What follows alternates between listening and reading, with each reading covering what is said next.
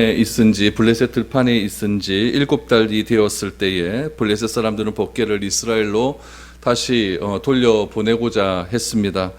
그런데 그냥 보내는 것이 아니라 속건제를 드린 후에 보내려고 합니다. 속건제를 드리기 위해서는 제물이 필요했는데 그들은 수레에 금독종 형상 5개와 금지 형상 5을 법궤에 싣고 그렇게 보내게 됩니다.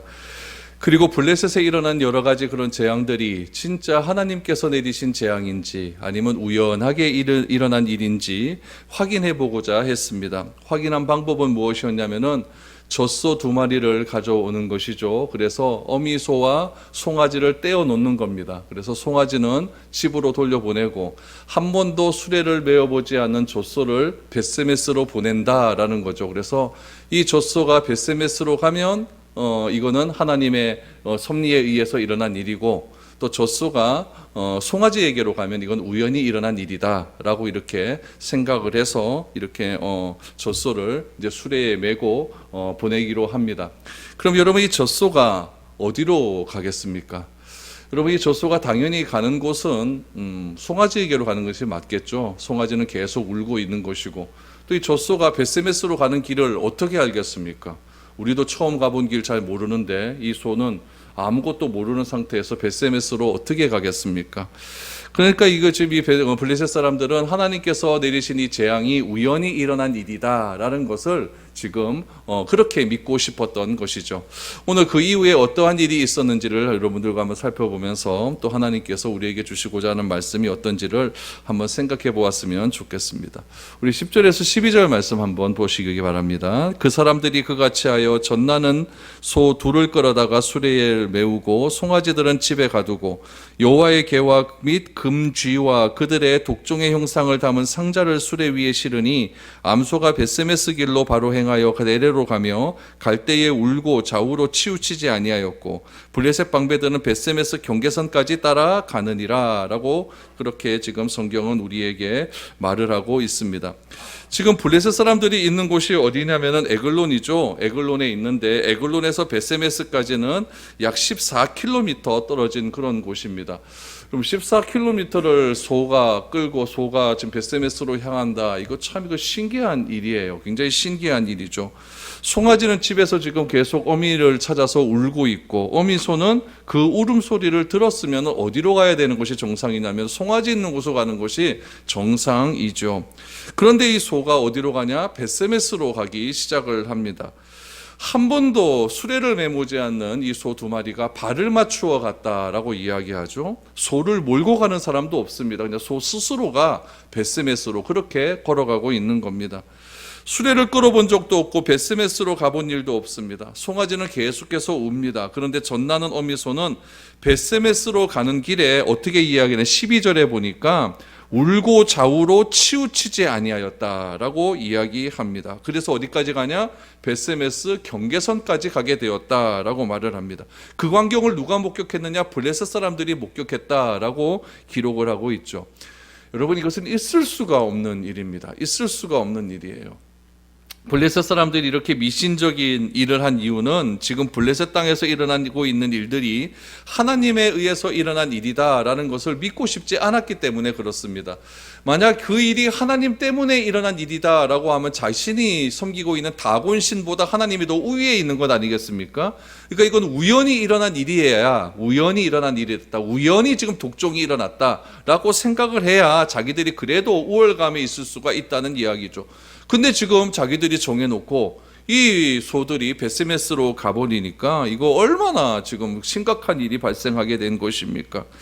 여러분, 여기서 우리가 알 수 있는 사실은 무엇이냐면은 하나님은 사람에 의해서 움직이는 분이 아니다라는 이야기죠. 법궤는 그리고 또 여러분 이렇게 옮겨서는 안 되는 일입니다. 그러나 블레셋 사람들은 법궤를 옮기는 방법을 알지 못하기 때문에 하나님께서 그냥 내버려 두시는 것이지 훗날 다윗이 법궤 잘못 옮기다가 큰일 날 일이 일어나지 않았습니까? 그래서 하나님은 우리 사람에 의해서 이렇게 왔다 갔다 하시는 그런 분이 아니고 하나님은 스스로 존재하시는 분이시고 하나님은 스스로 영광받는 분이시고 하나님은 스스로 홀로 계시는 그런 분이시기 때문에 이 사람이 이렇게 했기 때문에 하나님께서 이렇게 끌려간다, 사람이 이렇게 원하기 때문에 하나님께서 이렇게 끌려간다, 이런 하나님은 아니라는 것을 우리는 분명히 기억을 해야 되는 것입니다. 여러분, 이 사람들이 지금 생각하는 것은 무엇이냐면 자신들이 그렇게 계획한 대로 그렇게 속아 가게 되면은 그 가게 되는 것을 봐서 믿게 되는 것 아니겠습니까? 그런데 성경을 여러분 가만히 한번 보십시오. 무엇을 봐서 믿었다, 무엇을 보기 때문에 믿는다, 이런 성경 구조는 없습니다. 여러분, 우리가 봐서 믿는 사람이 아니라 우리의 믿음은 어떻게 날까요?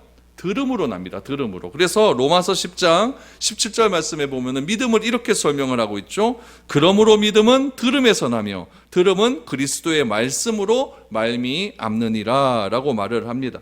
그럼 십자가에 예수님께서 달려 있었어요. 그때 달려 있었을 때 그 십자가에 달린 예수님을 보고 악한 군중들이 뭐라고 이야기했느냐? 내려와 봐라. 그러면 믿겠다라고 말하지 않습니까? 예수님께서 세 가지의 시험을 당하실 때, 광야에서 시험을 당하실 때 사탄이 예수님을 높은 곳으로 데리고 가서 뛰어내려 봐라. 그럼 천사가 와서 받아줄 것이다. 그러면 사람들이 그것을 보고 네가 하나님의 아들인 것을 믿지 않겠느냐, 이렇게 유혹을 한다는 이야기죠. 예수님은 절대 그런 것으로 예수님을 우리가 믿게 해서 믿어서는 안 된다는 이야기입니다. 여러분, 사복음서를 우리가 계속해서 한번 읽어가다 보면, 우리가 주일날도 마가복음을 읽다 보면은 지금 마가복음 초반 사역 아닙니까? 그때는 지금 계속해서 어떤 일들이 일어나냐면 예수님께서 기적을 행하시는 일들이 계속 일어나요. 그런데 예수님께서 너희들은 나를 누구라 생각하느냐라고 했을 때 베드로가 주는 그리스도십니다, 살아계신 하나님의 아들이십니다. 마태복음을 기준으로 16장 이후로부터는 기적이 안 일어납니다. 다 주님의 말씀으로만 시작해요. 이건 뭐냐면은 예수님의 사역 후반기로 가면 갈수록 예수님께서는 기적을 일으키지 않아요. 오로지 말씀을 통해서 그 말씀을 듣고 예수님을 믿고 따라오는 사람들과 예수님께서 함께 하셨음을 우리는 알게 됩니다. 그러므로 여러분, 우리도 자꾸 무엇을 보여달라, 이렇게 행하면 믿겠다, 이런 것은 굉장히 어리석은 일들입니다. 우리는 하나님께서 우리의 기도를 들으신다고 하는 그런 믿음을 가져야 됩니다. 그리고 우리는 그 성경을 통하여서 그 하나님께서 우리의 기도를 들으신다고 하는 그 확고한 믿음에 대한 것을 우리는 알 수 있어야 됩니다. 그럴 때 성경을 통해서 하나님께서 나에게 주시는 말씀을 내가 알 수가 있는 것이고, 그 말씀이 어떤 말씀인지 분별할 수도 있는 것이죠. 성경을 해서 계속해서 한번 읽어보십시오. 잘 이해가 되지 않는다 할지라도 계속해서 읽어보십시오. 성경은 하나님의 감동으로 쓰여졌고 성령의 감동으로 쓰여졌고, 그렇다면 성경을 오늘날 우리가 읽을 때도 성령의 감동으로 내가 읽는다고 한다면 여러분, 충분히 하나님께서 우리에게 해석할 수 있는 능력과 분별할 수 있는 능력을 주신다는 믿음을 가지고 성경을 하나하나씩 읽어야 됩니다. 자꾸 보여달라 하지 마시고 하나님의 말씀인 성경을 꾸준하게 읽으시면 하나님께서는 반드시 내가 궁금해하게 하는 그 질문에 해답을 주실 것이고, 기도에 반드시 응답하시는 그런 하나님임을 내가 체험할 수 있다는 이야기입니다. 그래서 주님께서는 내 말이 너희 안에 거하고 너희가 내 안에 거하면 무엇이든지 원하는 대로 구하라, 그리하면 이루리라 라는 말씀을 하시죠. 그런데 우리는 자꾸 뭐만 좋아하느냐? 그리하면 이루리라, 무엇이든지 원하는 대로 구하라, 그리하면 이루리라, 이것만 좋아해요. 거긴 조건절이 붙거든요. 너희가 내 안에 거하고 내가 너희 안에 거하면, 주님의 말씀이 내 안에 거하고 내가 주님 안에 거하면 무엇이든지 구해야 이루어지는 것이지, 그런 주님과의 그런 어떤 신적인 신비한 합일도 일어나지 않는 상태에서 자꾸 주님께 구하는데 안 이루어져요. 그럼 주님은 내 기도 안 들어주신다, 이렇게 자꾸 판단하면 안 된다는 얘기죠. 그러니까 주님의 말씀을 자꾸 씹어 먹으십시오. 씹어 먹으셔서 소화를 시키시고 그 하나님의 말씀이 나의 마음 가운데 에너지가 되어서 그 에너지를 가지고 세상 속에서 힘있게 살아가야 되는 겁니다. 그런 것이 주님과 나와의 합일이 되는 것이고, 그렇게 할 때 내가 주님께 구하면은 주님께서 나에게 응답이라고 하는 귀한 은혜를 베풀어 주신다는 이야기죠. 그래서 오늘 본문 말씀 속에서도 주님을 모르는 사람은 자꾸 뭘 달라고 합니다. 자꾸 보여달라고 합니다. 그러나 성경은 우리에게 보고 믿으라는 것이 아니라 듣고 믿어라, 듣고 믿어라. 들으면 하나님께서 우리에게 믿음을 주셔서 그 믿음을 가지고 세상에서 이길 힘을 우리에게 허락해 주신다, 이렇게 말씀하고 있는 것이죠. 블레셋 사람들은 그렇게 일들을 행했습니다. 13절 이하에 어떤 일들이 있었을까요? 벳세메스에 도착을 합니다. 13절 이하 보십시오. 벳세메스 사람들이 골짜기에서 밀을 베다가 눈을 들어 괴를 보고 그 본 것을 기뻐하더니, 수레가 벳세메스 사람 여호수아의 밭 큰 돌 있는 곳에 이르러 선지라. 무리가 수레의 나무를 패고 그 암소들을 번제물로 여호와께 드리고 레위인은 여호와의 궤와 그 궤와 함께 있는 금봄을 담긴 상자를 내려다가 큰 돌 위에 두매 그날에 베세메스 사람들이 여호와께 번제와 다른 제사를 드리니라. 블레셋 5방백이 이것을 보고 그날에 에글론으로 돌아갔더라 라고 말합니다. 블레셋 사람들이 지금 어디까지 따라왔냐면은 지금 베세메스까지 따라온 겁니다. 베세메스까지 따라왔어요. 베세메스의 뜻은 태양의 신전이라는 뜻이 있어요. 태양의 신전. 그러니까 가나안 사람들이 그곳에 태양신을 섬기는 신전을 하나 만들어 놨나 봐요. 그래서 태양의 신전이라고 하는 뜻이 있습니다. 블레셋 사람들이 베세메스로 따라온 이유가 무엇이겠습니까? 첫 번째는 무엇이냐면 암소가 진짜 베세메스까지 가느냐 그걸 확인 위해서 가는 것이고, 두 번째는 법궤는 그럼 과연 어떻게 될 것인가, 이게 궁금해서 베세메스까지 따라왔겠죠. 그런데 문제는 무엇이냐, 지금 베세메스 안에 있는, 베세메스에서 살고 있는 사람들이 문제입니다. 베세메스는 여러분 가나안 땅을 분배하지 않습니까? 이스라엘 여호수아가 가나안 땅에 들어오고 나서 다 이제 땅을 나누지 않습니까? 그때 베세메스는 누구에게 준 땅이냐면 여러분 레위인에게 준 땅입니다. 특별히 레위인 중에서도 아론 자손에게 준 땅입니다. 여호수아 21장 말씀을 한번 보시죠. 여호수아 21장 13절에서 16절 말씀을 보시면 이렇게 나와 있습니다. 제사장 아론의 자손에게 준 것은 살인자의 도피성 헤브론과 그 목초지요, 또 림나와 그 목초지와 앗딜과 그 목초지와 에스드모아와 그 목초지와 홀론과 그 목초지와 드빌과 그 목초지와 아인과 그 목초지와 유다와 그 목초지와 베세메스와 그 목초지이니 이 두 지파에서 9성읍을 냈고 라고 나옵니다. 계속해서 반복해서 나오는 게 목초지라고 하는 이야기죠. 이거는 뭐냐면은 레위 지파에게는 특별히 어떤 그들이 모여 살고 있는 땅은 주지 않았어요. 그런데 레위 지파도 먹고 살 게 있어야 되니까 자기들의 재산을 관리할 수 있는, 양을 관리할 수 있는 그런 터를 줬다는 이야기예요. 그래서 이 특별히 이곳 지역에 지금 이스라엘 중부 지방을 지금 여호수아가 지금 땅을 나누면서 지금 어떻게 나누었냐면은 레위 지파 사람들에게 이러한 목초지를 주었는데 그 중에 베세메스라고 하는 곳이 나옵니다. 그러니까 이 베세메스는 제사장 아론 자손에게 주었다라는 것이 여호수아에서 이렇게 증명이 되고 있어요. 특별히 제사장 중에서 레위의 후손 중에 고핫 자손이라고 하는 사람들이 그곳에서 살고 있었습니다. 고핫 자손들은 뭐 하는 사람들이냐면은 법궤를 매는 사람들이에요. 그러니까 이 고핫 자손들은 가나안 광야 생활 속에서도 이스라엘들이 이렇게 움직이지 않습니까? 움직일 때 텐트를, 그 성막을 걷는 사람이 있고 또 치는 사람이 있고 그걸 다 정리해 놓은 그것을 매는 사람들이 있어요. 그러니까 이 고핫 자손들은 뭐 하는 사람이냐면은 이 법궤를 메고 걷는 사람들이에요. 그러니까 그런 사람들이 있었다라는 이야기죠. 그러니까 이 고핫 자손들은 법궤를 메도록 구별한 사람이다라는 것을 기억하시면 좋습니다. 그러니까 이 베세메스에서는 아론의 후손들이 살고 있었고 또 고핫 자손들이 살고 있었다라는 것을 여러분 기억하면 됩니다. 그런데 그 사람들이 이 베세메스로 돌아온 법궤를 보고 큰 범죄를 저지르게 됩니다. 그 범죄가 무엇이냐면은 여러분 다시 한번 우리가 읽었던 13절에서 15절 말씀에 보면은 이 사람들이 어떤 범죄를 지었을까요?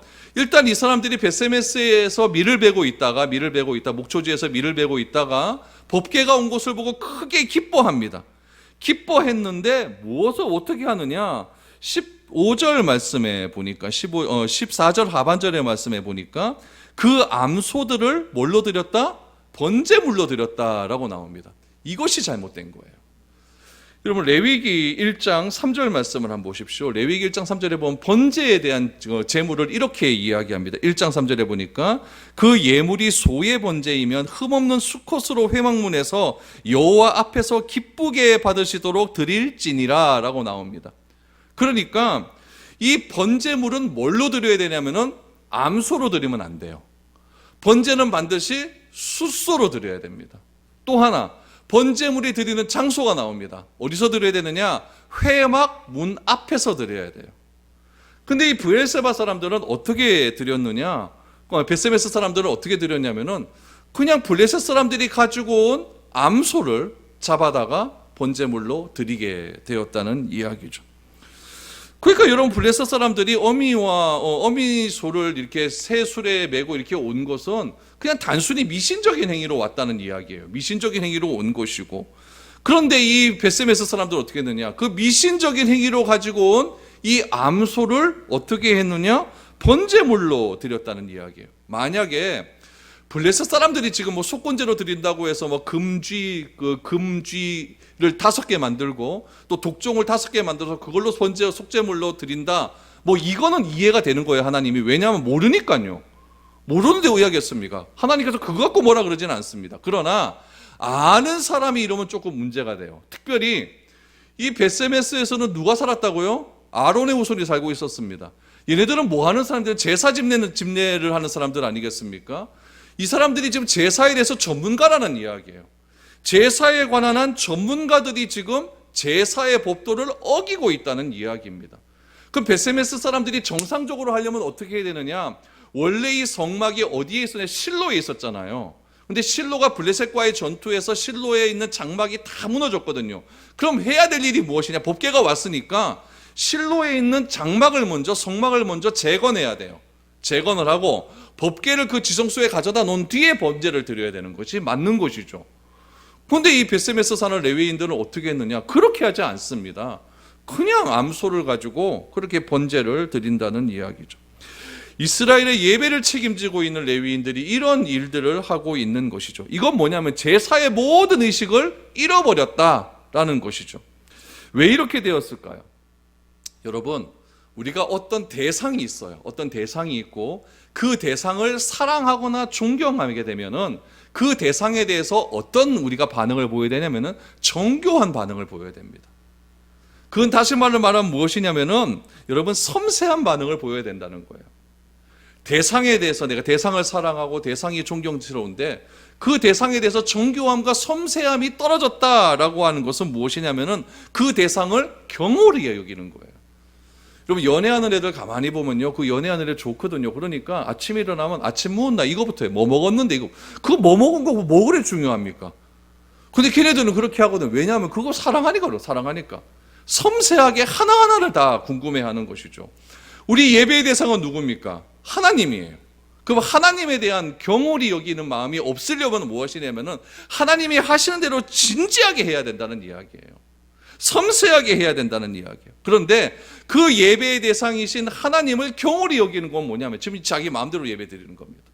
내 시간 나면 예배 드리고 내 뭐 마음에 안 들면 예배 안 드리고 뭐 내 마음대로 하는 건 내 마음대로 하는 거죠. 그건 예배의 대상이신 그 하나님을 굉장히 경솔히 여기는 그런 이야기라는 이야기죠. 특별히 여러분 보십시오. 이 법궤를 어떻게 옮겨야 되느냐? 법궤를 어떻게 옮겨야 되느냐? 블레셋 사람처럼 그렇게 옮기면 안 됩니다. 성경에 보면 법궤를 옮기는 방법도 이렇게 옮기라고 나와 있어요. 민수기 4장 5절 6절을 보십시오. 민수기 4장 5절 6절을 보면은 진영이 전진할 때에 아론과 그의 아들들이 들어가서 칸 막는 휘장을 걷어 증거궤를 덮고 그 위에 해달의 가죽을 덮고 그 위에 순청색 보자기를 덮은 후에 그 채를 꿰고, 그러니까 법궤는 이렇게 올려야 되는 거예요. 뭘 자꾸 덮어야 돼요. 덮고 난 다음에 다 덮고 나서 그것을 고아 자손들이 메고 옮겨야 되는 것이거든요. 그러면 여러분, 하나님께서는 왜 이렇게 복잡하게 할까요? 그냥 간단하게 하면 될 것 같은데 왜 이렇게 복잡하게 할까요? 이유는 분명합니다. 이건 하나님께서 구약 백성을 향한 법칙입니다. 하나님이 이스라엘 백성들을 훈련시켜가는 과정이에요. 왜냐하면 그렇게 훈련시켜서 하나님의 백성으로 만들기 위함인 거죠. 지금 하나님의 백성은 출애굽할 당시에 노예의 종살이에 완전 찌들린 그런 사람들이었거든요. 그런 사람들을 하나님의 백성으로 만들려면은 그 다음날 뭐 홍해 건넜다고 하나님의 백성이 되느냐? 절대 그게 아니거든요. 훈련의 과정이 필요하다는 거예요. 여러분, 애들 군대 보내고 나면 애들이 신교대 처음 가고 나면 미칩니다. 사람 완전히요. 밥도 입에 안 맞죠. 뭐 옷도 좀 안 맞죠. 덥죠. 뭐 화장실도 안 맞죠. 뭐 훈련은 그런 거 왜 시키는지 몰라. 내가 걷지를 못하나 제식 훈련 왜 시킵니까? 그래서 맨날 불평불만이 막 넘쳐나요. 그 불평불만 넘쳐난다고 해서 걔들이 그거를 안 할 수 있습니까? 규칙대로 해야 되거든요. 왜 그렇게 할까요? 군인 만들려고요. 일반인을, 그냥 민간인을 군인으로 만들기 위해서는 그런 과정이 필요한 겁니다. 하기 싫다고 안 하면 안 돼요. 그럼 징벌 받죠. 마찬가지로 하나님께서도 이스라엘 백성들을 하나님을 예배하는 백성으로 만들기 위해서는 이런 방법을 사용하시는 거예요. 백성이 하나님께 왜 우리에게 자꾸 이런 귀찮은 방법을 사용하십니까? 번제 만들 때 그냥 대충 하면 되죠. 뭐 암속은 뭐 숫속은 뭐가 그래 중요합니까? 좋은 거 하면 되죠. 그러나 하나님은 그렇게 훈련시키기로 결정하셨습니다. 거기에 우리가 무슨 말을 합니까? 말하는 건 못하잖아요. 하나님은 광야를 거쳐가면서 구름기둥과 불기둥으로 인도하셨어요. 또 만나와 메추라기를 주시면서 장막을 세우고 장막을 걷는 방법까지 하나하나 알려주십니다. 장막을 만들 때 무슨 파란색, 은색, 금색, 실 색깔까지 다 가르쳐주셔요. 뭐 그렇게 만들 필요, 뭐 그렇게 복잡합니까? 성만 법계 만들 때 그냥 대충 그냥 나무 위에 있는 걸로 만들면 되지. 뭐 꼭 아카시 나무로 만들어야 됩니까? 그럴 필요 없잖아요. 근데 하나님은 그렇게 만들려고 합니다. 그래서 하나님과 어떤 관계를 맺으며 살아가는가, 하나님의 말씀을 이렇게 순종하고 지켜가는 것은 하나님을 내가 예배의 대상자로 인정하는 것이고, 하나님을 나를 출애굽에서 인도하신 분으로 인정하시는 거고, 그분을 내가 어떤 관계를 맺으며 살아가는가가 이런 훈련의 과정이라는 거예요. 그런 의미에서 신앙은 내 기준으로 하는 것이 아니죠. 내가 뭐 이렇게 경험했고 내가 이렇게 했다고 해서 그것을 일반화시켜서는 안 된다는 이야기죠. 하나님은 나에게 임한 하나님인데 그 나에게 임한 하나님의 방법이 옆 사람에게도 똑같이 임하지는 않는다는 이야기죠. 그래서 하나님은 그 하나님을 믿는 신앙은 절대 내 기준으로 해서는 되는 것이 아니고 하나님의 그런 훈련의 과정을 통하여서 우리는 예배하는 백성으로 그렇게 치워져 가는 겁니다. 치워져 가는 거예요. 그러니까 왜 이렇게 예배 드려야 되느냐, 왜 이렇게 해야 되느냐, 그거 갖고 따지고 들면 안 된다는 것이죠. 이 베스메스 사람들은 그렇게 하나님께 잘못된 번제를 드리게 되었다라는 이야기죠. 17절 18절 한번 보시죠. 여기서부터는 이제 블레셋 사람들이 속건제를 드리기 위해서 이제 제물을 가지고 왔지 않습니까? 그 제물이 어떤 제물인가? 그 제물에 대한 설명이 나옵니다.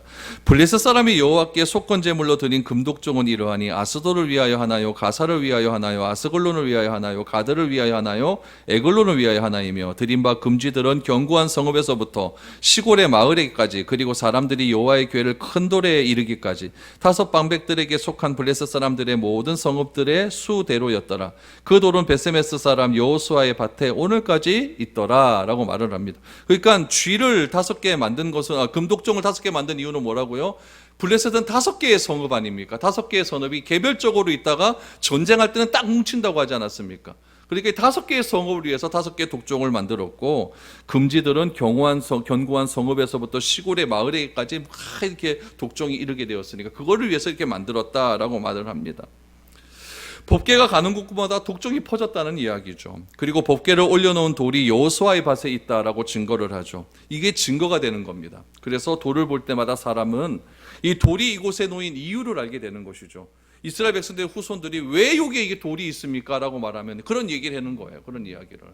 이 옛날에 너희 조상들이 이거 법궤를 잘못 오해해버려가지고 이거 큰일 날 일이 있었는데 그래도 하나님의 은혜로 법궤가 돌아와서 지금 베세메스에서 이렇게 머물게 되었다. 이렇게 증거의 돌을 삼게 되었습니다. 19절, 베세메스 사람의 또 어떤 일들이 있었는가? 베세메스 사람들이 여호와의 궤를 들여다본 까닭에 그들을 치사 5만 70명을 죽이신지라. 여호와께서 백성을 크게 쳐서 크게 살육하셨으므로 백성이 슬피 울었더라. 궤를 들여다보다가 사람이 죽습니다. 괄호가 나와 있죠. 그렇죠? 5만 괄호가 나와 있는데 이건 여러분 어떤 사본에는 5만이 있고 어떤 사본에는 없다는 이야기입니다. 그런데 대부분의 학자들은 이 5만을 어떻게 했냐면 잘못 쓰여진 거다라고 이야기를 해요. 왜냐하면은 그 당시에 예루살렘에 몇 명쯤 살고 있었다고 기록이 되어 있냐면 7만 명 살고 있다 그래요. 7만 명. 그러니까 수도에 7만 명 살고 있는 거예요. 근데 베세메스는 촌동네거든요. 총동네에 이게 5만 명이 살고 있었다는 것은 이거는 좀 안 맞아요. 그래서 이건 한 70명이 죽는 것이 아닌가 이렇게 지금 추측을 하고 있고, 이 5만이라고 하는 숫자는 이거는 잘못된 오기다라고 이렇게 대부분 학자들이 그렇게 설명을 합니다. 법궤 들여다보다가 70명이 죽습니다. 이런 법궤는 들여다볼 수 있는 걸까요, 없는 걸까요? 이거 들여다보면 안 되거든요. 그럼 이 법궤를 왜 하나님께서 들여다보지 말라고 하셨는가? 거기에도 이유가 있죠. 법궤는 여러분 그 안에 3가지의 중요한 물건이 있습니다. 첫 번째는 무엇이냐면 10계명 있어요. 10계명. 10계명이 첫 번째 돌파는 모세가 열받아 갖고 깨버렸죠. 그렇죠? 막 난리 그 금송아지상 만들어 놓고 난리 갈아갖고 먹어버리지 않습니까? 그렇죠? 그래서 깨버려서 두 번째 돌판, 그 두 번째 돌판이 법궤 안에 있었고, 그러면 여러분 이 법궤 안에 있는 그 두 번째 돌판을 딱 보면 이스라엘 백성들은 뭐가 생각날까요? 이 금송아지 사건이 생각나는 거예요. 자신이 범죄했던 사건이 생각나는 거죠. 두 번째 있는 것이 뭐냐면 아론의 쌍난 지팡이가 있어요. 아론의 쌍난 지팡이. 이것도 고라 자손이 반역을 일으켰기 때문에 그런 것 아닙니까? 왜 너희들만 지도자 하느냐? 우리도 지도자 하고 싶다 그랬더니 하나님께서 너희들 지팡이 다 갖고 와라 그랬더니 아론의 쌍난, 아론에서 살구나무 꽃이 막 피었다고 하지 않습니까? 그래서 그 아론의 쌍난 지팡이를 보면 우리가 반역한 것에 대한 증거물이구나 라는 것이 나와 있죠. 세 번째는 뭐가 있냐면 만나가 있습니다. 만나. 하나님께서 만나도 줬더니 만나 갖고 맨날 이것만 먹는다고 내가 질리겠다 죽겠다 막 불평불만한 것 아니겠습니까? 그렇게 이게 다 무엇이냐면은 다 이스라엘 백성들의 죄악과 관련된 그런 증거물들이 들어가 있다는 이야기죠. 그래서 이 법궤 안에 그 세 가지를 들여다 놓고 하나님께서는 어떻게 말씀하셨느냐, 그 1년에 한 번씩 대속죄일날 대제사장이 그 법궤 안에 들어가지 않습니까? 들어가서 잡아온 짐승의 피를 법궤의 뚜껑, 시온자라고 하는 그 뚜껑에다가 막 뿌립니다. 막 뿌려요. 뿌리게 되면은 그 피를 통하여서 그 안에 있었던 이스라엘의 범죄의 대표적으로 상징되어지는 그 모든 죄를 씻겠다라고 하는 상징적인 의미가 담겨져 있는 거거든요. 그거 뭐하러 자꾸 들여다봅니까? 그래서 하나님께서 그거 들여다보지 말아라. 들여다봐야 너에게 좋은 기억이 없다라고 이렇게 말씀을 해 주셨던 것이죠. 그리고 궁극적으로 예수님께서는 이제 십자가에 자신이 돌아가심을 통하여서 이제는 매년 들어가서 그거 뭐 뿌릴 필요 없다. 내가 다 뿌릴게. 그래서 자신의 피로써 우리의 모든 죄를 깨끗하게 해주시겠다라고 그렇게 약속을 해 주셨다는 이야기죠. 그러면 이 법궤를 들여다보면은 좋을 것 하나도 없습니다. 하나님은 그렇게 하지 못하도록 하셨습니다. 하나님이 그렇게 하지 못하도록 한 데는 또 이유가 있겠죠. 불순종한 이스라엘 백성들이 살아있는 증거가 법궤 안에 다 들어있는데, 그래서 이 법궤를 어떻게 하냐, 그것을 들여다보느냐 들여다보지 않느냐, 이것도 시험하신 거죠. 아담에게 먹지 말라라고 하는 거고 시험한 것과 마찬가지로 하나님께서는 꼭 그런 시험거리를 하나 주셔가지고 그것을 들여다보지 말라라고 하니까 들여다보고 싶은 사람의 심리가 막 있지 않습니까? 베스메스 사람들, 레위 사람들 아닙니까? 제사장들이 그거 안다는 이야기예요. 아는데도 들여다봤다라고 하는 건 무엇이냐면은 하나님에 대한 어떤 말씀, 규례가 그들의 삶 가운데 다 없어졌다는 이야기죠. 그러니까 하나님께서 그 레위 지파 사람들을 70명을 죽이게 되었습니다. 그럼 70명 한 번에 죽는 게 여러분 작은 숫자가 아니잖아요. 적은 숫자 아닙니다. 많은 사람들이 그렇게 죽게 되었다는 이야기죠. 그래서 이 하나님의 명령이라고 하는 것은 하나님과 귀한 관계를 맺는 방법이다라는 것을 우리는 잘 기억을 해야 됩니다. 마지막으로 우리 20절 21절 한번 보시죠. 벳세메스 사람들이 이르되 이 거룩하신 하나님 여호와 앞에 누가 능히 서리요, 그를 우리에게서 누구에게로 올라가시게 할까 하고 전령들이 기란 여아림 주민에게 보내어 이르되 블레셋 사람들 이 여호와의 궤를 도로 가져왔으니 너희는 내려와서 그것을 너희에게로 옮겨가라. 법궤 때문에 벳세메스 사람들이 70명이 죽었습니다. 똑같지 않습니까? 블레셋 사람도 자꾸 법궤 때문에 죽으니까 자꾸 딴 데로 옮겨가려고 하잖아요. 이 레위 지파 사람들도 어떻게 했느냐, 이 법궤 때문에 이거 자기들 잘못해서 죽었으니까 이거는 우리가 못 갖고 있겠다라고 하면서 이 법궤를 어디로 오느냐, 기럇 여아림으로 보냅니다. 그럼 기럇 여아림의 뜻이 무엇이냐면 숲의 성읍이라는 뜻이에요. 숲의 성읍. 그럼 숲속에 누가 살 수 있습니까? 숲속에는 안 살잖아요. 이 하는 짓이요 블레셋 사람하고 똑같습니다. 블레셋 사람도 하다 안 되니까 법궤를 빈들에다 두었다라고 7장 1절에 6장 1절에 보니까 지방에다 두었다. 지방. 그게 빈들이라고 하지 않습니까? 이 기럇 여아도 숲의 성읍, 사람이 안 사는 곳에다 그냥 방치해 놓는 겁니다. 벳세메스 북서쪽에서 한 150km 정도 가야 되는 꽤 먼 거리입니다. 그쪽에다 갖다 놓은 것이죠. 법궤란 여러분 하나님의 임재의 증거였습니다. 그런데 이스라엘 백성들은 법궤를 오해했어요. 어떻게 오해합니까? 법궤를 가지고 가면 전쟁에서 이길 것 같다라고 하면서 하나님을 자기 마음대로 사용하기 시작을 한 겁니다. 그러다가 어떻게 되었냐, 법궤를 빼앗기게 되었죠. 블레셋 사람들도 법궤를 오해하기 시작을 합니다. 그런데 블레셋 사람들은 법궤를 오해했는데 그 법궤 때문에 하나님의 영광을 체험하게 되죠. 다곤 신상에서 앞에서 다곤 신상이 막 다 무너지는 걸 보고, 법궤가 가는 곳곳마다 독종이 일어나는 것을 보고, 하나님 스스로 영광을 드러내십니다. 그 영광을 보이셨어요. 그러면은 이 블레셋 사람들이 그 영광을 봤다면 믿어야 되는데 믿음이 들어옵니까? 안 들어옵니까? 안 들어와요. 보는 것으로 믿음이 안 들어온다니까요. 보는 것으로 믿음이 안 들어옵니다. 믿음으로 이어지진 못했어요. 이스라엘 백성들은 법궤가 돌아왔음에도 불구하고 법궤가 이제 하나님의 임재로 생각하지 않습니다. 왜 그럴까요? 전쟁터에 나갔는데 전쟁에서 져버리니까 이거 하나님 끝났다 이렇게 생각하는 거죠. 그러니까 자기 마음대로 예배 드리는 겁니다. 사람이 죽은 것으로 슬퍼합니다. 그러나 진정 이스라엘 백성들이 슬퍼해야 되는 것은 무엇이냐면은 하나님의 임재가 그 가운데서 떠나버렸고 하나님의 능력이 그 가운데서 일어나고 있음에도 불구하고 그 하나님의 임재의 능력을 그들이 체험하지 못한 것, 그것으로 인하여 슬퍼해야 되는 것이 맞는 것이죠. 그래서 결국 베세메스에서 어디로 간다고요? 기럇 여아름으로 보내버리고 납니다. 정상적인 관계 회복이었다면 실로로 가는 것이 맞겠죠. 결국 기럇 여아림에서 이 법궤가 얼마 동안 있냐? 20년을 보냅니다. 20년. 이스라엘 백성들은 법궤가 굉장히 두려운 존재가 되어버린 거예요. 잘못하면 이거 죽는다 이런 존재가 되어버린 것이죠. 아주 성가신 것이 되어버린 겁니다. 법궤는 그렇게 방치되었습니다. 그럼 오늘날 법궤는 도대체 무엇일까요? 오늘날 법궤는 성경입니다. 하나님의 말씀을 우리는 어떻게 대하고 있는지 자세히 한번 여러분 생각해 봐야 됩니다. 믿지 않는 사람은 교회가 곁에 오는 것을 굉장히 싫어합니다. 그래서 내가 사는 곳에 교회가 있으면 별로 안 좋아합니다. 아파트 딱 있는데 창문 딱 여니까 이거 십자가 있어봐요. 누가 좋아하겠습니까? 별로 안 좋아합니다. 교회 들어온다고 하면 막 데모합니다. 막 데모해요. 그러나 중요한 것은 그리스도인은 어떠한지 모르겠습니다. 믿지 않는 사람들이 뭐 그렇다 할지라도 그리스도인들은 과연 어떨까요? 교회를 멀리하고 부담스러워합니다. 요즘 그리스도인들은 예배 참석도 부담스러워하고 꼭 예배 드리면 가서 드릴 필요 있겠네. 비대면이 있는데 이런 지금 시대가 된 것 같아요. 어느 쪽으로부터 주목받지 못한 법궤처럼 오늘날 우리 기독교는 이 교회는 믿는 사람에게도 외면받는 것 같고 믿지 않는 사람에게도 외면받는 것 같습니다. 우리는 하나님의 말씀에 붙들리고자 한다면 하나님과 함께 가야 됩니다.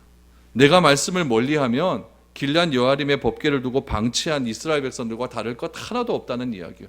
주님은 계속해서 우리에게 강조합니다. 요한복음 우리가 그때 계속해서 말씀을 본 것처럼 예수님께서 마지막 다락방에서 예수님께서 제일 먼저 하신 일이 제자들에게 설교를 하지 않습니까? 그리고 예수님께서 제자들과 교회들과 또 세상 사람들을 향하여 대제사장적인 기도를 하시지 않습니까? 그 기도와 설교 속에서 가장 핵심적인 것이 무엇이냐면은 내가 너희 안에 거하고 너희가 내 안에 거하며 하나님과 함께 하게 되면은 예수님께서 나는 너희 이제 떠나겠다라고 하니까 너희는 마음에 근심하지 말라. 하나님을 믿으니 나를 믿으라. 내가 너희에게 또 다른 것을 보내어 주겠다. 그게 뭐죠? 성령을 보내어 주겠다. 그 성령은 다른 것이 아니라 보혜사로서 너희를 돕는 역할을 하게 될 것이다. 그렇게 말씀해 주시지 않습니까? 그러므로 우리가 주님과 함께 말씀과 동행하는 삶을 살지 않는다면은 기럇 여아림의 법궤를 방치한 이스라엘 백성들과 여러분 다를 것 하나도 없다는 것을 기억하시기를 바랍니다. 그래서 여러분 항상 우리 주님과 말씀과 동행하시고 항상 주님을 내 마음속에 깊이 받아들이셔서 말씀이 내 안에 능력으로 역사하는 것들을 날마다 체험할 수 있는 그런 저와 여러분들이 되었으면 좋겠습니다. 그것이 우리가 이 어려운 시대를 살아갈 수 있는 유일한 비결임을 우리가 다시 한번 깨달으시고 하나님께서 나를 이렇게 훈련해 가시는구나, 나를 예배자로 만들기 위해서 이렇게 훈련해 가시는구나 라는 사실을 늘 언제나 기억하면서 그렇게 하루하루를 살아갈 수 있는 저와 여러분들이 될 수 있기를 바랍니다. 우리